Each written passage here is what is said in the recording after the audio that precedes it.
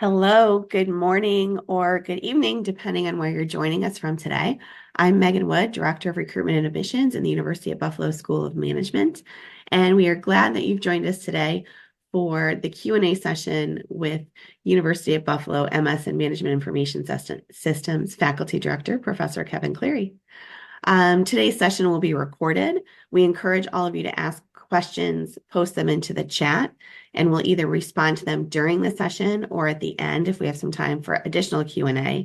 Many of you submitted really wonderful questions during the registration process, so we appreciate that, and it's definitely helped us guide more of what we plan to discuss today. So with that being said, we will get started. So I'm going to answer a few common questions that seem to be asked regarding the admissions process, and then I'll turn it over to Professor Kevin Cleary to really go into more details about program highlights and specifics. So first we had a question about, is the GMAT or GRE required? No, the University of Buffalo School of Management uses a test optional admissions process. You may upload a GMAT or GRE score report to your application, but they are not required, and you are not required to do so. Is the application fee waived? No, we don't offer application fee waivers. The application fee is $100, and we encourage you to think about graduate school as an investment in yourself and your future career trajectory. We were asked questions about how long is the program and when do classes begin, and if you can extend. So the program is 11 months in length. The program begins in the summer with classes beginning in early July and students graduating the following May. The program's full-time in residence, and students take 6 credits in the summer, 12 credits in the fall, and 12 credits in the spring. Students have an option to complete a 1-credit certification in the winter term, or an option to extend and complete a 1-credit MS and MIS internship during the second summer. And we'll go into more detail about why the 11-month program is really the right fit and why it was specifically designed to be completed in 11 months and not extended. Is the program STEM? Absolutely. The program is STEM designated, and it provides an additional 24 months of optional practicum training, also known as OPT. We then got into more specific questions about course prerequisites and work experience required. So there are no course prerequisites, and work experience isn't required to apply. But at this point, I'll turn it over to Professor Cleary to provide some detail on what competitive applicants bring to the program. Professor Cleary? Hi, yes, thanks, Megan. Thanks everybody for joining us today, regardless of what time zone you're in. So, a few things that we typically look at when it comes to experience and the types of students we'll admit to the program. Professional experience is an important factor. Your academic qualifications are an important factor. Some of the kind of the genuineness of what your personal statement that you guys are creating, like that is a factor as well. We do go in and read those. One of the big things that we look for in this program, and we had a few students submit questions, what's a differentiating factor of this program, is it's not just all about academics. We want students to walk out of here with good academic experience. We do try to craft our program so that there are a good amount of experiential opportunities as well, opportunities that you can really speak to on your resume and really allow you to tell a good story about what you've done during your time here. But another really important piece to this that we're going to look for in applicants is professionalism, is integrity. I've been on quite a few different working groups and advisory boards and listening to what employers are saying. And a big thing they're saying is, we need students that can hit the ground running. We need students that we don't need to teach why you need to be on time on meetings. We need students that we don't need to teach why you need to carefully craft an email and, really choose appropriate language and an appropriate narrative as you're working with others and other things that kind of build in that professionalism piece. So that is a part of what we're looking for as well, along with your attitudes towards personal integrity. In this time of Chat GPT and generative AI, which we'll talk about in a little bit, I know you guys are using Chat GPT or some type of AI editor or cleanser to craft some of your messaging. That's okay, but and one of the things we're going to talk about in the program is the appropriate ethical constraints and guidelines and boundaries for how we can actually dovetail some of the Gen AI features into practice. So that's going to be something we cover. A question we get a lot is, and we also look for students that you're able to persevere in the face of failure, or you're able to kind of, take that bad exam grade or that bad standing in a class, and you're able to move on because of that. This is not going to be a breeze. There are going to be very difficult periods here. You guys are going to have setbacks, both academically and personally. I can say over 2 years of doing this program, look, it's not easy being away from your family, your friends, and traveling to a new country. And so that's going to take a level of bravery on your part, and it's going to take a level of being able to persevere in light of some of those difficulties. In terms of the technical acumen that we expect students to have when they cross our front door, it's not much. We will, and I'll show you guys a slide on this in a little bit that kind of illustrates our point a little. But one of the things we get asked a lot was, well, do I need to be a programming expert coming in? Do I need to know programming languages coming in? Do I need to know how to query databases coming in? And the answer is no. We will teach you that. We want students to be a good blend of both technical acumen and business/leadership experience, so that you can have those leadership roles in an organization. We know the technology, but you're almost able to treat it as a toolbox, so that you're able to kind of select the right piece of technology to apply to a business problem, to apply to an organizational or enterprise-wide problem, and get the best results. That can either be external facing from a product management perspective, or oftentimes that could just as easily be internally facing. And we'll talk through that a bit later. Students want to be able to hit the ground running, and they want to, and you want to do some of that work beforehand. What we usually tell folks is, probably the best two things to kind of focus on beforehand are, if you want to do some preparation, Python and structured query language. So if you can start to teach yourself a little bit of Python skills, if you can, and structured query language is the language that we use to query and interrogate and exploit the data within a database management system. Those will be covered in classes, and we will teach those. But if you want to get a little bit of experience with that beforehand, it's only going to make your transition within those classes easier. Some of you guys, just based on the resumes I've reviewed already, have good experience in that space, in which case, good, you're set. You don't need to really review that. Let me take a little bit of time to talk about kind of how we break down the curricular path, or as I like to call it, a journey. And so, just share my screen here real quick.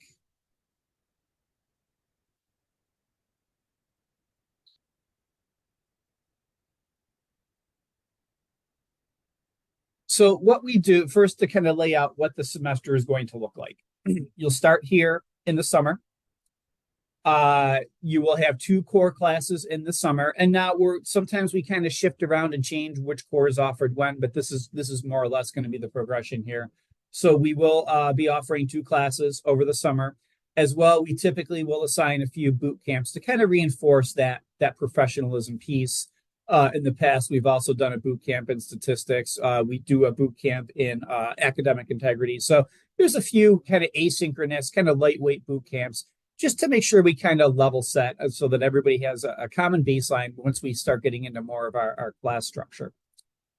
Within the fall semester, you will take 1 core, and you will have 3 electives available for you to choose from. We'll talk more about that in a little bit.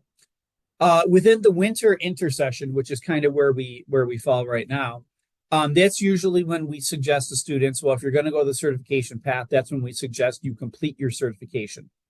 Now, I did see one question in the list of questions about, well, I was thinking about doing one of my certifications early. Can I do it now? Get it out of the way. My advice to you is wait. Wait until you actually get here and the program starts. Literally, you can complete that certification on the first day of the program, and it's okay. But what the guidelines are with the regulations are that certification has to be completed when you're actually enrolled in classes, when you're actually an enrolled student, and when the program starts. So be careful trying to get that certification out of the way ahead of time. You can certainly do the studying and the preparation ahead of time, but wait to take that certification exam until the actual program has started.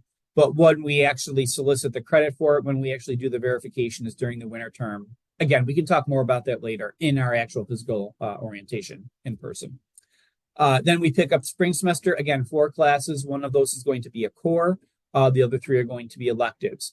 One of the things we found is that we used to have a bit of a different structure, and we used to pack more, and the credit count was the same, but we used to pack more classes into the fall and spring semester, and it was a lot, especially in the spring semester, which is, which would be you guys over a year from now. If you think about all the things that kind of start to accumulate in the spring semester, particularly, look, you're going to want to start kicking that job search into high gear. It was a lot for students. And so what we found a good deal of success with, and with this, our class this year, it's been very, very positively received in terms of, well, we've made the best use of that time. We're still a 1-year program, which is an aggressive program for the amount of information we need to make sure you guys are walking away with. So we're still a very aggressive and comprehensive program in terms of the depth of materials you guys will get. But we're making the best use of that year's worth of experience. And so that's kind of why we structured the program flow the way we have.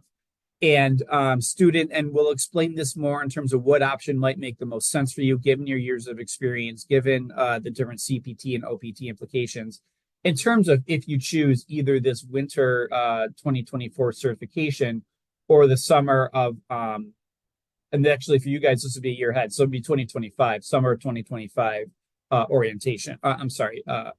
Internship. And we can talk more about that in a little bit. So in terms of, you see here, well, you get 3 electives here, you get 3 electives here, and we have a very comprehensive list of electives. And that list is continually growing and changing. We just had 2 new electives approved yesterday in the areas of business process automation, data acquisition for analytics, business system implementation using Salesforce. And so we're constantly adding and revamping those electives. And it's a unique thing to this discipline because technology is always changing. We need to evolve as the technology changes. And so particularly in our MIS program, we have a very, I don't want to say very, but we do have a fluid list of electives that we do keep contemporary with the direction the industry is headed. And so one of the things we say is, look, when you're here, it's a journey. And that journey is going to look different for each and every one of you. But by and large, these are kind of the buckets of different areas where we see students kind of coalescing around in terms of career path, in terms of career journey, in terms of title, which I'll share some of the titles in a little bit. But these are kind of the journeys we've landed on in terms of, there's a good depth of students that, and even just in reviewing some of your backgrounds, a lot of you guys have business analyst roles. Really, that's kind of like a junior to the project manager role. And so you're in this space where you're either in the consulting or the business analyst space where you're doing a lot of that needs assessment. You're looking at what the market is saying it needs. You're looking at internally, organizationally, what your constituency is saying it needs. And you're translating then into actual technical objectives that you can then hand off to the engineers. We do have, so a somewhat related program is our business analytics program, which is a different program than the MIS program. But that program actually grew and evolved out of the MIS program. And so we still do have a good offering of electives and core classes, frankly, that if you're more so in that analytics or that data engineering space, you can still get a little bit of that whilst also still being within the MIS program. And there's something I want to be real careful about here in terms of the nuances between these two words, analysis and analytics. Those are very different things. Analytics is, look, we have a depth of data that we are trying to then make projections into the future on. Analysis is, well, you're trying to make sense of a problem. You're trying to gather different kinds of feedback. You're trying to gather, whatever information you can by being kind of a diplomat, by being a technology ambassador. You're working with more non-technical users. You're doing that market analysis. You're doing whatever you need to truly understand a business problem and then translate those needs into an actual set of technical guidelines. And then we also have the data analyst, and all slightly different spins on the same word. And really what that is doing is that's a lot of kind of looking backwards. So the data analyst role is you're telling a story based on the data that you already have. And it's kind of part of this, analytics piece where you're very data rich, very data rich. You're exploiting large amounts of data to either tell a story that's already happened or to tell a story that's going to happen in the future. And that's a little different than the business analyst role.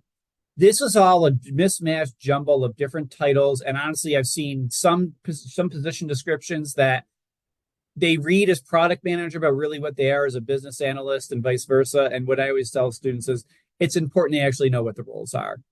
Don't get all a Twitter or a blaze about what the actual job title is. You have to actually understand what those roles are, what that description is within the job title. And so we've kind of play a little bit. We've taken some creative liberty in terms of how we actually enumerate what these, especially in the analytics space, IT analyst, IT analytics, data engineering, what those all mean. We do have a strong base, and it's actually one of my focus areas in information security and risk assessment. And what also goes along with that is business continuity and resilience. So if information or cybersecurity is one of your interests, we have a very strong base in that. And one of the things we'll get asked, and I haven't been monitoring the chat. The chat's going crazy, but one of the questions might get asked is, well, how does Gen AI fit into this? Gen AI and LLMs fit everywhere. And so, that's one of I think the more unique spins that our program has taken is we're saying, look, generative AI has applications across the board. It has applications within each of these areas. And so what we're doing is, yes, we're also building electives that are generative AI focused, but we're also saying that, look, for each and every class, there is a generative AI component that we're organically weaving in to our different levels of instruction. We're in the phase now where I'm starting to do class prep for the coming semester. I can say the first week of my cybersecurity class is all security implications of Gen AI. And so that is how we're kind of organically building into our different class structures with LLMs, with the Gen AI boom. Product and program management, which has always been very, very popular amongst our students. So that's kind of a set career journey in terms of electives that we advise students on. And then strategic enterprise management or strategic enterprise architecture. And really what that is how do you build the technology backing so that your organization can be successful? It could be entirely cloud. It could be entirely on-prem. It could be you're developing your own applications. It could be you're farming that out. It's all the universe of decisions that goes into how can I actually provide the scaffolding? How can I provide the buckets that we then fill with innovation from the product management side, from the IT analyst side, from all these different areas where innovation is kind of welling up? We need to be able to support that some way with our technology infrastructure. And so that's what this last kind of bucket of strategic enterprise architecture or strategic technology architecture is. Now, you might not necessarily fit into one of these buckets. It's just a starting point to kind of prime the conversation. What I'll tell students is everybody's journey is different. And if you're unsure, we can have those meetings to kind of chart out what set of classes really kind of works best for you, given what your past experiences has been and given where you think you want to end up. Now, like any good journey, you're going to take twists and turns along the way. I've had quite a few students where I'll usually suggest to students, don't be afraid to take an elective that maybe you didn't think you wanted to take. And I know it sounds counterintuitive, but I've had quite a few students say, I took this class because it would fit into my schedule, or a friend recommended it, or, for any number of reasons, and they really enjoyed it. And I've had, especially, and particularly where my field of focus lies within information security, I've had quite a few students say, Professor Cleary, I took this class because I heard you were a fun guy to take a class, not to toot my own horn. I heard you were a fun guy to take a class with, and oh my God, I love information security now. And I'm reevaluating my professional path, my career path, because I didn't think I would enjoy this area. And so it's okay to have those realizations in grad school. This is the time to have those realizations. It's better to have those realizations now than work in industry for 5 to 6 years and realize I hate my job or I hate the field I've gone into. This is the time to kind of explore that. And so there's any number, or some of you might say, look, I'm interested in product management, but I'm really interested in making sure that those products are secure, or I'm really interested that those products can be accessible to the masses, or. And so there's a lot of different ways where these journeys aren't clear cut, and there's going to be gray areas where these journeys overlap. And the nice thing about our elective approach is you're not stuck into set paths. Okay, we do have some flexibility so that you can mix or match electives from different areas. As we said, a lot of you guys, as I read your applications, I read your resumes, I read your personal statements, you're very heavy on the technical side. A lot of you, conversely, are very heavy on the managerial side. You're all strong candidates. We'd love to have you all because what we're trying to do at the end of the day is meet in the middle. We want folks that have a good technical acumen but can make good business leadership decisions. That can make those innovative decisions. That can say, look, given the different level of technical options available to me, this is what's really going to put my organization into overdrive. This is what's going, when the CEO or when the chief technology officer or when you conceive of a new product idea, this is the different building blocks or the tools that I have at my disposal to be able to build with. And that's really kind of where we want students at the end of the day is to meet in the middle. And so the more technical students, again, it's going to sound kind of counterintuitive, but I'm going to actually advise you, well, don't take as many technical classes. And even in some of the questions and even in real life, I've been advising students. I have some students come and say, well, I have 10 years cloud experience, which congrats, because the cloud hasn't been around for very long. But, there's students that have, a lot of experience in database management or coding or, cloud infrastructure, things like that. And what I say is, well, then maybe you're good from a technical perspective. Let's focus on some of the managerial classes. Let's focus on some of the areas where you're weaker with. You want to be a programmer, and great, but let's get you exposure to maybe some of the project management pieces. Let's get you exposure to some of the product pieces or some of the experiential pieces, because that's going to help round you out and make you a more well-rounded student at the end of the day. And that's what we want you walking away with, not just being, a very targeted, I'm a technical person. But that's one of the big points of the MIS program is you have a variety of skill sets, both in the real world managerial leadership space and in the technical space. And so we do try to get students to land right in the middle. So if you're a really, really technical student, that's great. But you don't necessarily then need to feel compelled to continue taking those really, really technical classes. It's all about what kind of story you can tell on your resume and what kind of story you can tell in person to those recruiters and those interviewers at the end of the day. They're not going to want to have a story that is based solely on programming languages, and the different kinds of programming you've done, or the different kinds of database queries you've done, or the different kinds of cloud infrastructures you've stood up. The real world, the industry we're going into is much more multifaceted than that. Some of the top employers, and you guys see me kind of doing an extreme head tilt here. That's because on my third monitor here, I literally just had one of our career advisors pull the most up-to-date list of the different kinds of titles and the different areas where students are landing jobs. It's way too many to fit on a slide, but it's good. It's healthy. One of the other questions we're getting is, what do our career outcomes look like? We're still chasing down students to get responses, but I can say it's better than 91% at this point, which, with all the concerns and fears about big tech layoffs and where the U.S. economy was headed, it's phenomenal. I mean, when we were getting those responses, we were very happy, to say the least. And frankly, it's better than some of the my other competitors and some of our other School of Management master's programs and in engineering as well. So we're at least 91% placement at this point. But in terms of where students are getting jobs, I mean, it's the big ones you would expect: Amazon, Microsoft. Lots of different banks, Barclays, KPMG, University of Buffalo really is a big employer, Citibank. And guys, I'm just reading off a list here. Deloitte, Empire Strategics, eBiz Solutions, Genpact, Goldman Sachs. So there's a lot. And I'm not going to bore you guys by reading off a list, but it's a very well-rounded list. Moody's, M&T Bank, which is a very big local regional bank here, Salesforce, Sodexo, Tata Consultancy, Infosys, so some of the more common, larger consultancies that a lot of you guys are already coming from. Some of our big retail establishments here in the United States, some of our big software as a service, so things like Sling and I thought I saw a few Salesforce, we kind of mentioned HCL. So there's a lot. Students are getting jobs in all kinds of different areas, all kinds of different industries, big tech, individual organizations. It's a very, healthy, robust list. In terms of some of the roles our students are landing, business analyst, database engineer, senior associate manager, IT infrastructure, which is awesome. Senior software engineer, business associate, senior associate, machine learning analyst, data engineer, data IT project manager, business analyst, again, product manager, lead consultant, lead developer, senior developer. Again, the list goes on, guys, but that's just kind of an example of the types of roles that students are getting once they.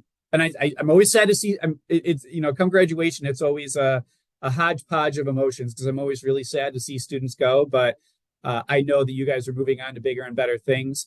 Our salary information isn't as concrete, but I can say the salary information we've seen, when students leave here, they're making almost as much as I am, which is fine because that's my job, is to get you guys to that point, right? So there's just a lot of you guys had questions on placement and types of positions and the types of companies that folks are landing jobs with.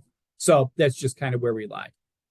I just want to go through some of the cherry-picked, curated questions here that a lot of folks had. So one moment. So, Kevin, a lot of questions are related to if they can still apply for summer. Yes, absolutely. Our next deadline is February 15th. That's also the final international applicant deadline. But you have lots of time. It's very realistic that you can get everything in by the February 15th deadline. You can also schedule one-on-one advising appointments with Meg Worth, who's our recruiter for the MIS program. We also have weekly information sessions. So definitely still plenty of time to apply for summer. There were some questions on scholarships. So we will be offering merit-based scholarships this year. We expect to have scholarship offers out in February. Scholarships are merit-based. They'll be awarded to our most qualified applicants, and it's definitely a competitive process. There isn't a separate application process for consideration, but you can expect that scholarships will be awarded in February. There was another question about completing the program in 11 months. So as Professor Cleary discussed earlier, it's specifically designed to complete in 11 months. The only opportunity to extend is really to extend through that second summer to complete an internship. But we've met with recruiters and employers. It's specifically designed to be completed in 11 months and also allows you to be competitive to go into the job market with other students graduating with similar degrees. Applying for GA and TA positions. So admitted students have access to apply for GA and TA positions. If you go to the admitted student portal, which is also the same as your applicant portal, there is a blue box on the lower right for helpful resources. There's links in there, including a link to the Central Career Design Center website and Bullseye to be able to apply for assistantship opportunities and on-campus work. Okay, expecting admissions results to come out. So the admissions committee has really been great about making decisions, usually on a weekly basis. There are some applications that take longer to review. So we have decision notification dates posted on our website. So the next decision notification date for this past January 1st deadline is in early February. But I can tell you that students are being notified of decisions pretty much on a weekly basis. So please be patient. You can use that website to kind of guide your expectation of like a final decision notification date for each round. But I think you'll be pleasantly surprised that you'll receive decisions earlier. There's been some questions on the visa length. So I can tell you that the I-20 is issued from July through June. I will have to get back to you on visa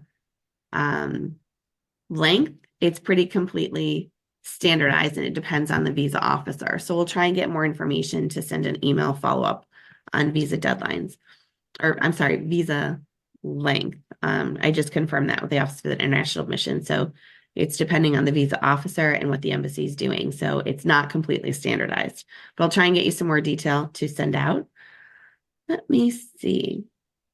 So congratulations to those of you that have been admitted. I'm happy to see so many of you on the call.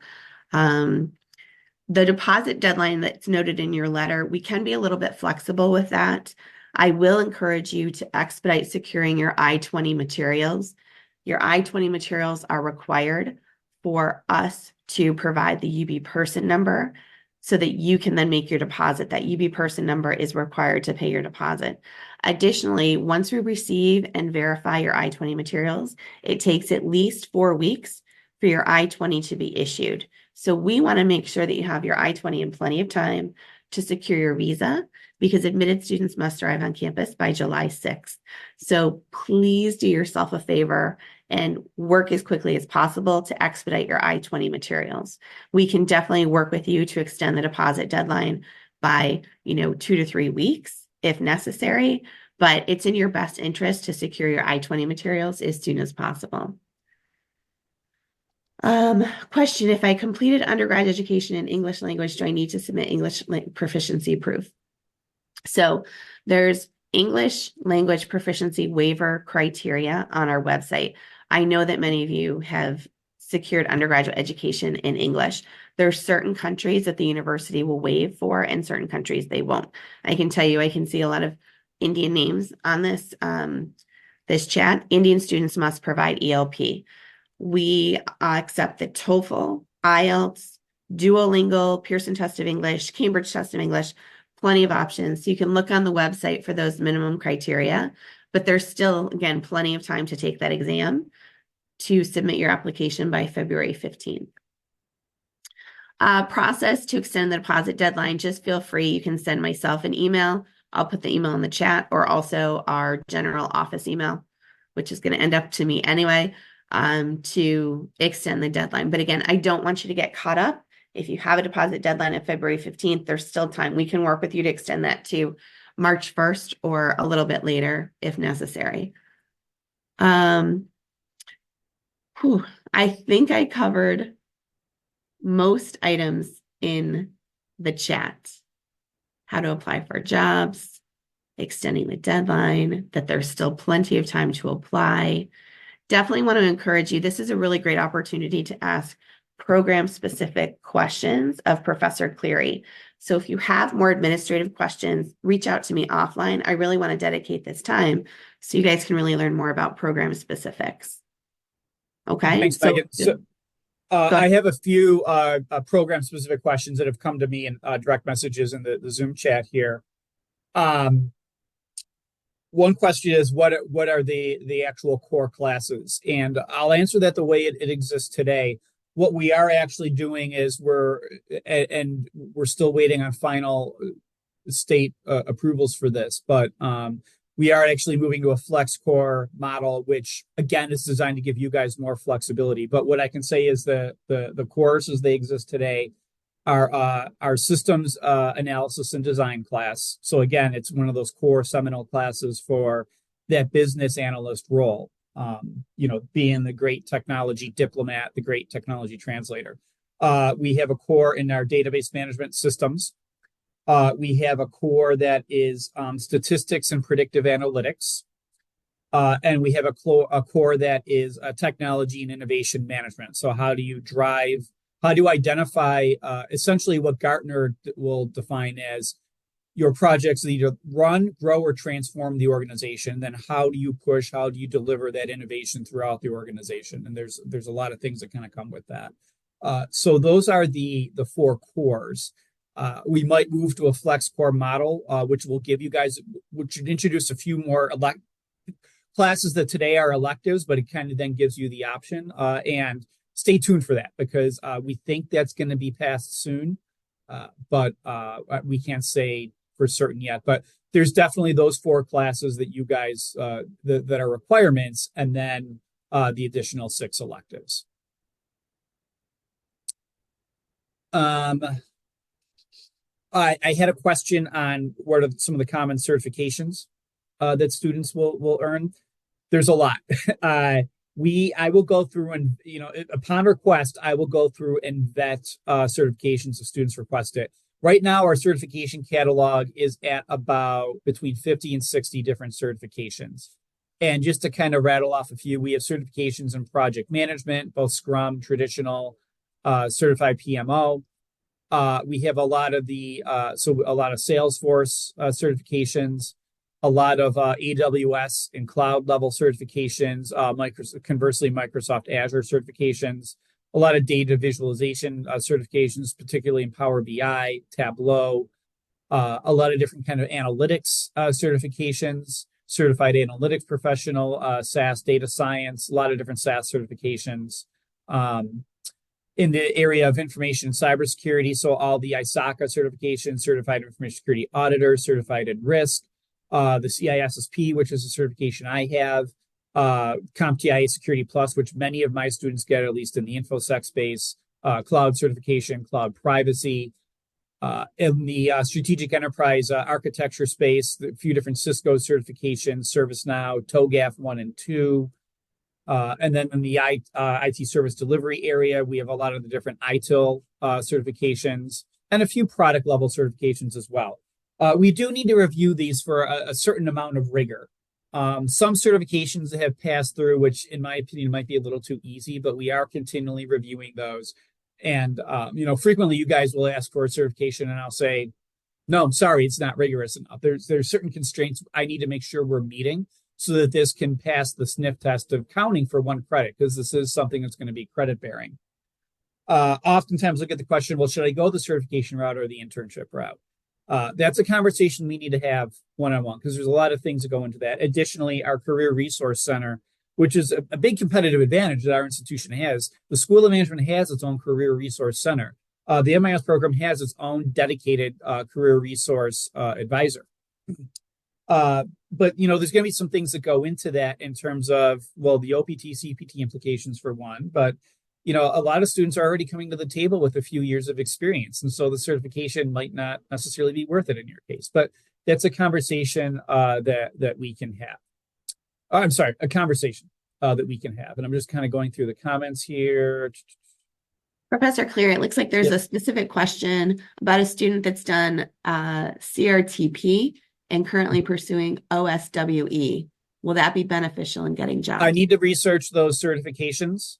And that's why, a lot, and I'm getting a lot of direct messages right now about all your individual experiences and positions. And I can't get to all those in the webinar right now, but that's why we have those conversations, those office hour level conversations to determine what the best fit is here. What I can say is the CRTP is not currently on our certification list, nor is the OSWE, and I'm happy to review those. But my sense is I haven't been asked to review those yet, I guess is the short answer. Okay, thank you. I think I've addressed all the questions that I've seen that have either been private to myself or submitted to everyone. Let's see, new one. Oh, okay. So, Saurabh, I think Professor Cleary will be able to research that. Yeah, and I am aware of that certification. And Saurabh, one of the things is we have to go based on, and I'll keep this quick. We have to go based on level of rigor. We don't give the certification credit just for passing a class. We give the certification credit because an authorized certifying body has given a certification. So in some cases, a certification might be actual multiple classes. And so that's why, just from that perspective alone, we don't have that on our list. Thank you, Professor Cleary.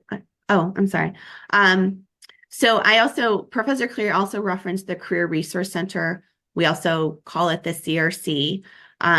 They have phenomenal resources. Their staff is wonderful. As an incoming MIS student, an admitted student, our students have a dedicated academic advisor. They also have a dedicated career advisor in the CRC, in addition to, Professor Cleary, who's our faculty director. So those are just a few of a wonderful support network that our students have at UB. But I definitely encourage you, if you haven't already done so, review the Career Resource Center resources that you can access via the public website. And I can guarantee you it's even more robust as an admitted student. Just a shout out for our admitted students, we'll have an upcoming Career Resources admitted student webinar on Wednesday, February 7th. So if you haven't registered for that, you can do so in your admitted student portal. But it really does offer a lot of wonderful resources. I mean, for now, I would definitely encourage all of you to look at their resume template, because in the US, people expect 1 page of resume for every 10 years of work experience. And I've seen some resumes that are much longer than that. So I think the resume template in particular can be beneficial to all of you. So definitely check that out if you haven't already. Okay, so students are talking about studying some core MIS technical courses in undergrad. So we cannot take undergraduate courses in exchange for graduate level courses, because, obviously the graduate level is a very different level of rigor. It will be wonderful to have that experience from undergrad. I think it'll be beneficial in your classes and class discussion and class projects, but we can't replace those and transfer them in. And then Professor Cleary, the question is it possible to replace them from core MIS with electives? So no, we won't grant waivers on elective on cores. Right. That said, though, I've gotten the feedback from students that initially they kind of grumbled at that, and I get it. But what ultimately I found in nearly 100% of the time is when I've had those conversations with students after the fact that said, it's a good thing I didn't waive that because everything I thought I knew, I didn't know. In other words, they didn't know what they didn't know. And so the cores are a way of really forming a good baseline. So we will not do waivers on the cores. Awesome. Thanks for clarifying. Professor Cleary, I did want to ask you, could you provide a little bit more detail on projects that students have worked on in the program? Yes, I have that list queued up here. So quite a few of our classes we do try to make as experiential as possible. And so professors will adopt some level of case-based approach. And those cases typically are based on real world scenarios. I know for my classes, I write most of my own cases that are all based on past professional experiences I've had. Some classes then take that to a next level. So I know at least in the question list, I had a few students ask me about our experiential IT class. And so what our experiential IT class does, it's offered typically second semester, very competitive class to get into. What the instructors for that class do is they essentially will serve as project managers and kind of cultivate and create mini projects that are designed for students to be able to complete over the course of a semester. It's not an easy thing to do, and so we don't have infinite capacity on that, but our instructors do a pretty good job with being able to get at least anywhere between 16 and 18 kind of micro projects, as I call them, that gives students a bit of real world experience. You're working on an actual product with an actual feature request or minimum viable product specification, or teasing out even what those specifications are. So and some of those projects, let me queue up the list here.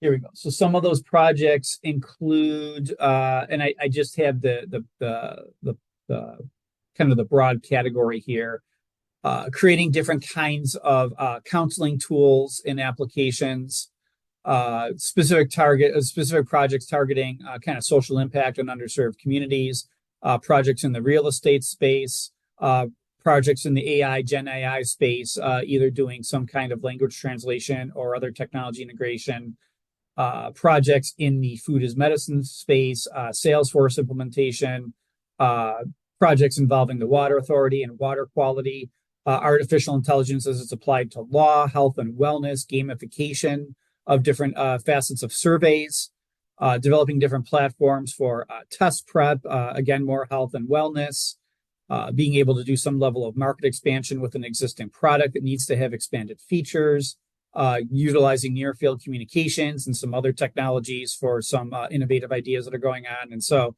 really what these are is different kinds of product ideas that it's primarily centered around product that different local organizations have. We're able to craft them in such a way that it can be broken down into, accomplished essentially in 3.5 months within a semester long class. And so those are some of the examples of what we have in the experiential space. Thank you, Professor Cleary. Specific question, is it always possible to get the electives of your choice, or is there a cap on the number of students selecting a particular elective? Well, we follow a simple rule of supply and demand, and we don't have infinite supply. As unfortunately, the very kind of honest answer. Some classes will fill up. And something else is, our classes are used by more than just the MIS program. We have several graduate programs within the School of Management. We have several graduate programs within the university, and the classes that are typically leveraged by the MIS students They are some of the most demanded classes within the university. In fact, when I came in this morning, I had 3 emails from students in engineering wanting to get into classes. And I've essentially said, sorry, I need to take care of the MIS students first. And so while you guys are our first priority, sometimes we do run out of spots in classes. And, it's not that easy to just, first of all, we're physically constrained by room size. The instructors are physically constrained in terms of we can only accommodate so many students. And so, look, sometimes there is supply issues there, but we try our best to kind of manage that and work through that. Thank you. We had another question about applying for assistantship. So admitted students can apply for assistantship and on-campus employment through our Central Career Design Center. I should mention, admitted UB students have the opportunity to work with 2 career centers. Our own School of Management Career Resource Center, like I said, they're great. I put a link in their chat, but you also have access to the UB Central Career Design Center. So there's the Career Design Central centrally at UB, and the School of Management's Career Resource Center. Assistantships and on-campus employment opportunities are posted through UB's Central Career Design Center and their Bullseye job posting program. Admitted students have access to that through the Admitted Student Portal and the blue Helpful Resources box. So Professor Cleary, we have a question about the class size of the MIS program. Mm-hmm. What is it now, or what can be expected, or what is the class size? Yeah. So presently, the class of 23-24 is around 160 students. The class of 22-23 was quite a bit larger. And that was primarily because there were still some ripple effects due to COVID. And I hate to use that excuse because I feel like whenever something weird is happening, we always want to blame the pandemic. Oh, it's COVID's fault. But in this case, truly, COVID had kind of caused a lot of deferrals. And so 230, I think, was a bit larger than we typically target our program. Look, we could have a program size that's super, super huge. One of the things that we're doing is, we want to admit quality students, and congrats, you guys are all here, so that, and at least the ones that are accepted already, there's a quantity versus quality scenario, and I've had these conversations with our leadership, and we want to maintain quality. And so if that means we have a class of 80, then we have a class of 80. And so, there's some programs out there that are just diploma mills, and they'll admit anybody.